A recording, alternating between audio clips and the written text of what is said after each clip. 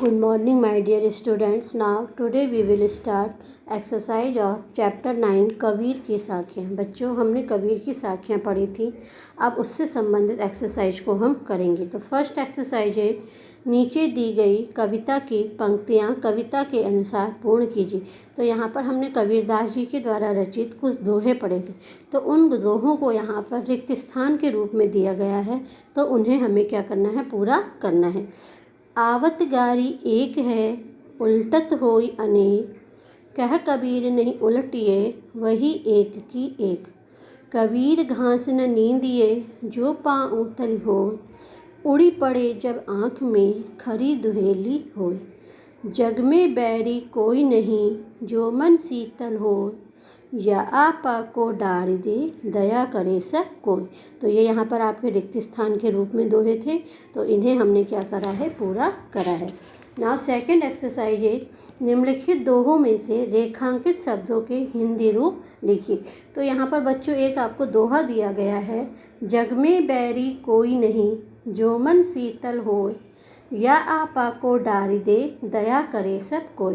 तो हमने पढ़ा था कि इस संसार में कोई भी हमारा दुश्मन नहीं होता है, और यदि हमारा मन पवित्र होता है या हमारे अंदर अहम नहीं होता है, अहंकार नहीं होता है, तो सभी हमारे दोस्त होते हैं और सभी हम पर दया करते हैं। तो यहाँ पर इस दोहे से संबंधित कुछ शब्द दिए गए हैं, उनके हमको क्या लिखने हैं, अर्थ लिखने हैं।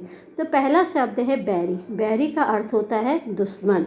आपा, आपा का अर्थ होता है अहम या अहंकार।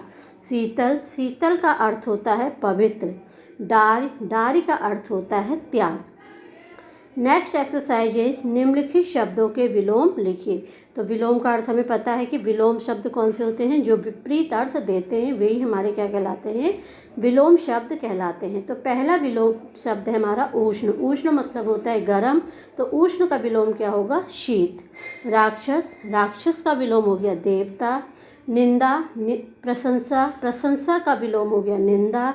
जावत, जावत का विलोम हो गया आवत। नेक्स्ट एक्सरसाइज, निम्नलिखित शब्दों के अर्थ लिखकर वाक्य लिखिए। तो यहाँ पर बच्चों ये कुछ शब्द दिए गए हैं, इनको आपको गृह कार्य में करना है।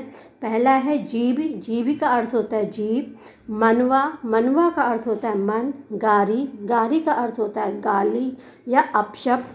तलवार, तलवार का अर्थ होता है तलवार। दिशी, दिशी का अर्थ होता है दिशा। म्यान, म्यान जिसमें तलवार रखी जाती है। नेक्स्ट एक्सरसाइज है, निम्नलिखित शब्दों के दो दो पर्यायवाची लिखिए। तो पर्यायवाची हमारे क्या होते हैं, जो समान अर्थ बताते हैं वही हमारे क्या कहलाते हैं, पर्यायवाची कहलाते हैं। तो यहाँ पर हमें कुछ शब्द दिए गए हैं, इनके हमको दो दो पर्यायवाची लिखने हैं। तो पहला शब्द है हमारा तलवार। तलवार को हम क्या कहते हैं, कृपाण और असी। मन, मन को हम क्या कहते हैं, मनवा और अंतर। जीभ, जीभ के पर्यायवाची हो गए हमारे जिह्वा और रसिका। घास, घास का पर्यायवाची हो गया तृण और कुश। आँख, आँख के पर्यायवाची हो गए हमारे नयन और चक्षु। नेक्स्ट एक्सरसाइज है, दिए गए विकल्पों में से उचित विकल्प छांटकर पूछे गए प्रश्नों के उत्तर लिखिए। तो यहाँ पर एक प्रश्न पूछा गया है और उस प्रश्न से संबंधित 2-3 विकल्प दिए गए हैं, तो जो सही विकल्प है वह हमें छांटकर लिखना है। तो पहला है हमारा, कवि के अनुसार किसके शीतल होने पर कोई भी पराया नहीं होता है, तलवार, माला या मन। तो आंसर क्या है, मन है। यदि हमारा मन शीतल होगा, पवित्र होगा, तो कोई भी पराया नहीं होगा।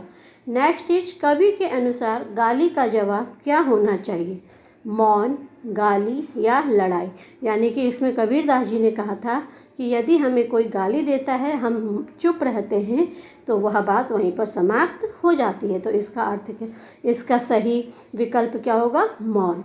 कवि के अनुसार सज्जन की पहचान किससे होती है, जाति से, माला से, ज्ञान से।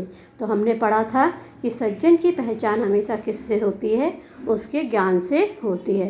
तो बच्चों ये थी हमारे इस चैप्टर की एक्सरसाइज। इसे ध्यान से पढ़िएगा, समझिएगा और अपनी वर्क बुक में इसे करिएगा। और यदि कोई भी कन्फ्यूजन या डाउट हो तो उसे मैम से पूछिएगा, और इससे संबंधित मैम कुछ प्रश्न उत्तर आपसे गूगल क्लासरूम में पूछेंगे। तो ये चैप्टर यहाँ पर आपका फिनिश हो गया है।